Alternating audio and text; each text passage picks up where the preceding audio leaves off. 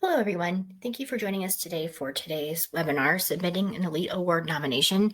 I'm Melissa Emden. I'm the Programs and Education Director at ALCC. Thank you so much for joining us today. We are going to be recording today's session, so everyone is muted. If you've got a question, please type it in the chat. I'll answer questions at the end of the webinar.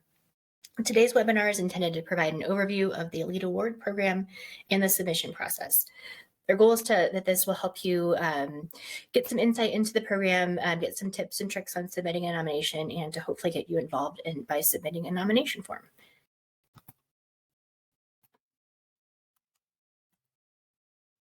All right, just a little bit about the history of the award program so you can kind of see how this program evolved over time. ALCC has had an awards program for more than 60 years. It was formerly the Excellence in Landscape Awards. It was that for many, many years. Back in 2015, the program was renamed to the Elite Awards. Elite stands for Elevating the Landscape Industry Through Excellence. Several iterations and program changes over time. Every few years, we do take a look at the awards and make sure that we are in line with kind of the industry and what's happening. We really want to focus on excellence in the landscape industry. The former program really focused a lot on pretty pictures and kind of what projects looked like. Our current focus, and has been the focus for the last several years, is we definitely want to recognize excellence in the landscape industry and beautiful projects, but we also want to highlight sound business practices and really the sustainable and environmentally conscious and resource conscious things that are kind of relevant in the industry now. So we're looking at kind of all those different pieces as we take a look at the nominations that we come in each year for the program. All right, let's move on. So the current Elite Awards program, we last reviewed the program in 2021. We made a few changes to the program at that point in time, really focused a lot on making the program more accessible to more projects, more companies, and then we really want to maintain the rigor of the program as well. But we did make some changes to the program a few years ago to really focus more on getting more companies and more projects involved in the program. I'll talk a little bit about the current award categories here. I'll give you a brief description of each one of these. Some of them are fairly self-explanatory, but just kind of making sure you are aware of the current award categories. You'll want to submit a project in one of these categories. The first is design and build. Obviously, this will focus on the design and construction of a landscape. It can be a new construction, new home, new commercial property, renovation of an existing, but really focusing on the design and the construction aspect. The landscape construction category focuses primarily on just installation of a project, a landscape, either new or renovation. Maintenance is the maintenance of an existing property, either residential or commercial. Sustainability is going to focus obviously on resource conservation, water conservation concepts within a project. One of our newer categories is plant design. That was debuted in 2021 when we reviewed the program last. The former category that this replaced was called use of color, and obviously that kind of focused on annuals, presentation of annuals and within a landscape. This focuses, we do want to kind of recognize that with both annuals and perennials, but also you'll see that this category also incorporates through the nomination form, we ask for information on how the design was communicated to the client and how the company kind of worked with the client to deliver that project and that communication aspect. So that's kind of what the plant design category involves. Irrigation management is the next category. That is really going to focus on water conservation and irrigation efficiency on a particular site or property. If you are entering a project in this category, you'll have to provide some data on water conservation, so keep that in mind. I believe is asked for irrigation audits and water budgets as part of the nomination form. The community stewardship category is our final sort of for fee category. This focuses on as you can tell, a community service project, community service aspect to a project.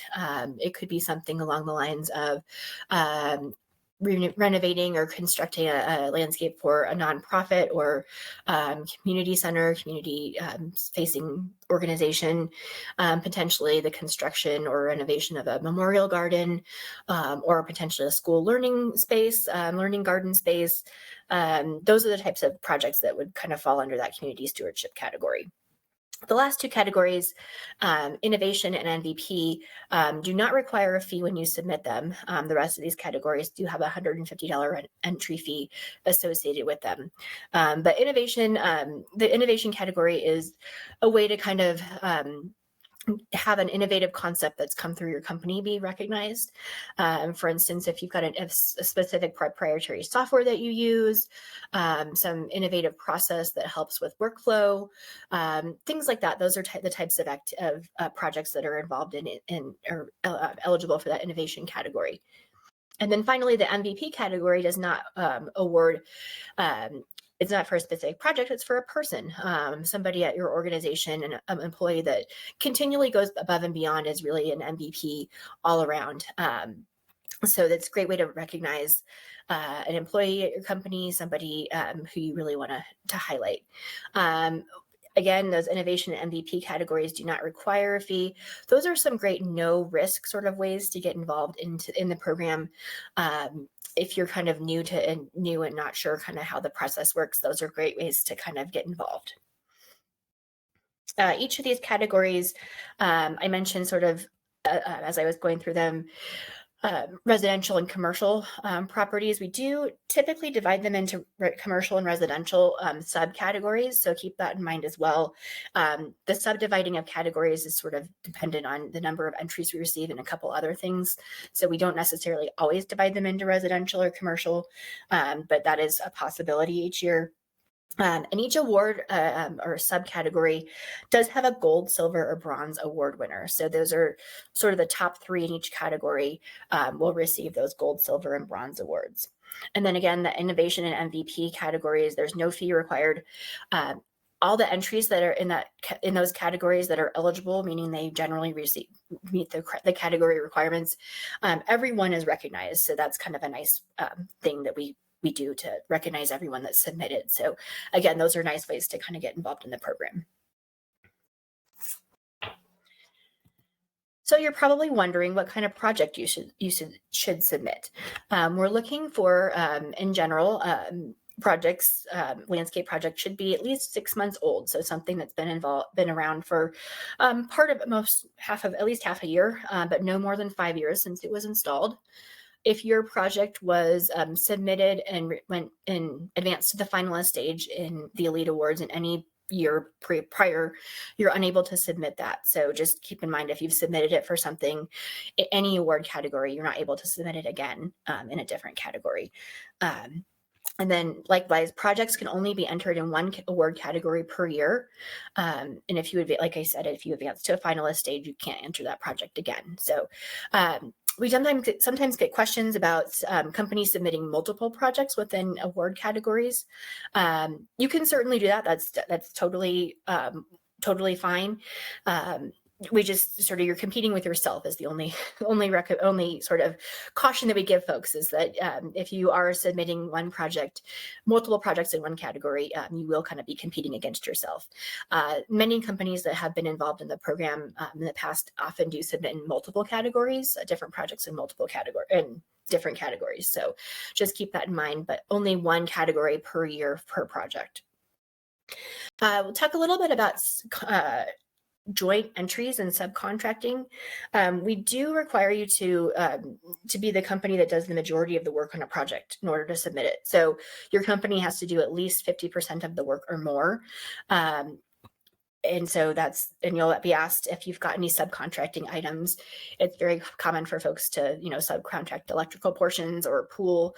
If there's a pool involved, sometimes the pool construction and pool work is often done by an outside company. We just ask that you disclose that on the nomination form. We'll look at a nomination form here shortly, and there'll be a place to kind of to acknowledge that and to list the subcontracting person or company that you worked with. There have been cases in the past where we have two companies submitting a form together. I can think of a example in the design build category where one company did the design and another did the build, and they submitted the nomination form together. If that is the case, they both must be ALCC members. This is a member-only program, so everyone needs to be an ALCC member that's submitting. And again, those MVP and innovation categories do not require a fee, and all of the eligible entries receive the honor. So again, good way to get involved in the process. Just a little bit about the nomination, the submission and review process. The first thing you'll do is to complete the nomination form. We'll look at a nomination form here. Actually, let's go ahead and do that now. When you go to the nomination form, the links are available on our website at alcc.com/awards. You can view the form without submitting things, and you should be able to come back to the form once you, after you take a look at the questions. You may have to put some sort of fake information in there to kind of push it forward to view all the pages in the nomination form. This looks slightly different than what you'll see when you go on there. This is just the design view, so I can show you all the questions at once. Let's see here. All right, so this is the nomination form for design build, particularly this year. It first starts out with some guidelines and instructions. Make sure you read these really closely. You'll want to make sure that you fully review this, make sure you follow all the guidelines. Below here is the judging criteria. This is the criteria that the reviewers are going to be judging your entry on. You'll want to make sure you really closely take a look at this and follow all of these criteria and make sure your entry fully covers these. The first couple questions are just sort of some general information about your company and your history. If you've got certified folks on staff and what those are. The next page will kind of talk a little bit about the project. We do ask for the location, but the property owner name or the you don't have to put that in, it's not required, but I would say about half of the folks put the actual property name, owner name in there. Sometimes they're not able to disclose that. So we'll ask you some questions about the property. This is a design build form, so we're going to ask some questions about the design. Most of them ask about design and beginning and completion to make sure you're within that window. We'll ask for the budget, total budget, and here's that question on subcontracted items and subcontractors. The next page is kind of asking you to describe the project. You want to be concise in this, but also include as much information as possible, but also try to be concise. We're asking you to describe your project in 250 words or less. This is a good way for folks to kind of get a feel for what the project is. So really make sure as you're reviewing this and completing this that you've got a good project description that kind of covers everything that's in there. These three questions here are sort of key in helping the reviewers understand kind of how the project was, what happened with the project. The obstacles and challenges are kind of interesting to put in as well. Really make sure that you address those if even answering this question. Then we'll move on. The last thing you'll need to submit here is the photos. Most of the projects most of the categories require anywhere from 10 to 12 photos, some less than that, but 10 to 12 is standard. I definitely recommend, this one also asks for the landscape plan too. So just make sure that you include that as well. When you submit the landscape plan, if you are doing a design build entry, make sure it's blinded. So please take your company name off of there. So that we can make sure that the process is anonymous and we don't have to alter we will probably send it back to you if it has your company name because we don't want to mess with the document too much. But when it comes to the photos, I would recommend definitely attaching or sending as many photos as you can. So if it asks for 12 photos, submit 12 photos. You want to make sure that most of these kind of ask for photos of the project at various stages. So we want before, during, and after. I would recommend probably the majority of the photos being of the completed project, but we do want to see some sort of in-process photos if possible. You cannot use Photoshop or filters on these images. It's not required, but a lot of the photos from past award winners and finalists utilize a professional photographer. It's definitely not required. We just really encourage you to submit as high quality photos as possible that really kind of demonstrate and show the story of the project, so that folks can get a feel for what how the project came about, and really highlight the great work that you did. So they'll be asked to upload all these photos, all the photos, and then the very end is just a signature release, confirming that yes, you were the company that did the majority of the work.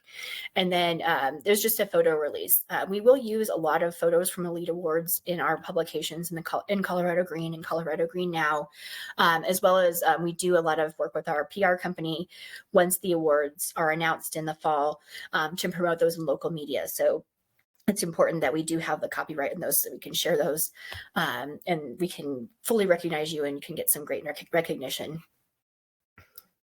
So that's the nomination form. I would recommend, as you're going through here, take a look at the questions that you need first.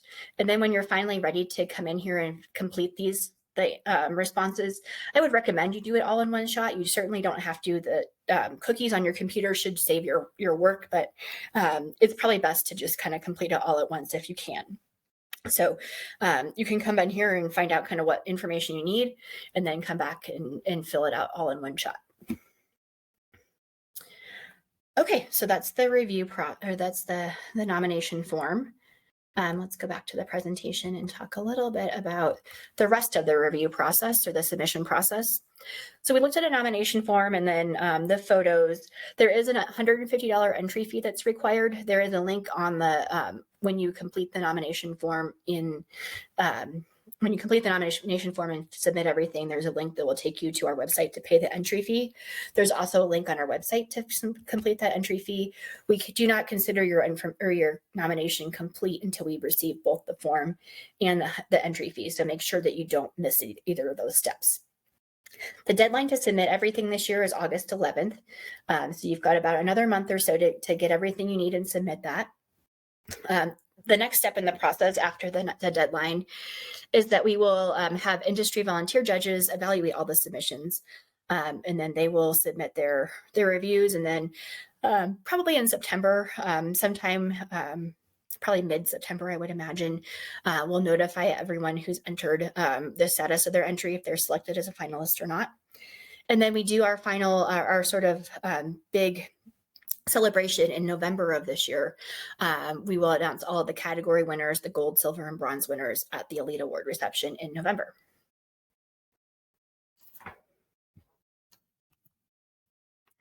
So we do need some volunteers to serve as those judges for each category.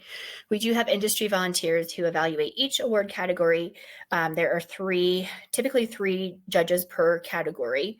It's a completely anonymous process. So the entries are sent to the judges electronically, and all of the identifying information is removed, so they can't see who you are and who the entries are. And then the judges don't know who each other are. So they do all their reviews independently, and then they submit them to me and I compile everything. So they don't know who each other are, and they don't know who you are. So they're just kind of reviewing all the submissions based on those judging criteria that's listed in each nomination form. So that's why that criteria is so important for you to follow. If you're interested in volunteering as a judge, we're always looking for folks. Email me if you're interested. You obviously will not judge any category that your company has entered into. So we definitely don't want you. We don't have anyone who's submitting in a category to have them review that category. So you will not see your entry or any others within that category. Some resources for you as you're submitting, as you're kind of reviewing things. The website our website has several pages about awards. This main page here on awards kind of lists all the award categories and some information about these. There's links to the nomination forms as well. There's also a link to review last year's award winners. So that's a great way to kind of get an idea of what's been submitted already. and what's won. So kind of maybe get a feel for what the reviewers might be looking for. And then you can read the award category descriptions. You can look back through previous years, but that's a good resource for you. There's also an FAQ that kind of talks through different parts of the program and what you can and can't submit, that kind of thing. I'm always available with questions. My email address is here. You can call or email me. I'm available for you at any point in time. Let me know if you have any questions. Again, you can email or call me. You can call the office if you need to. We really encourage you to get involved in the process, and hopefully this presentation has helped kind of demystify the process a little bit and make sure that you feel comfortable with kind of what we're asking you to do. And our goal is really to get more projects, more companies involved. So if you haven't submitted something before, this is a great way to kind of to think about getting involved. The MVP and innovation categories are great ways to get involved as well. So we really hope that you participate in the program. It's great recognition for your company, great kind of feel good thing to do for you. So definitely let me know if there's anything I can do to help. Hopefully this helped make things a little bit less daunting. So again, let me know if you have questions. Again, thanks so much, and we really appreciate you being here today. Have a great day.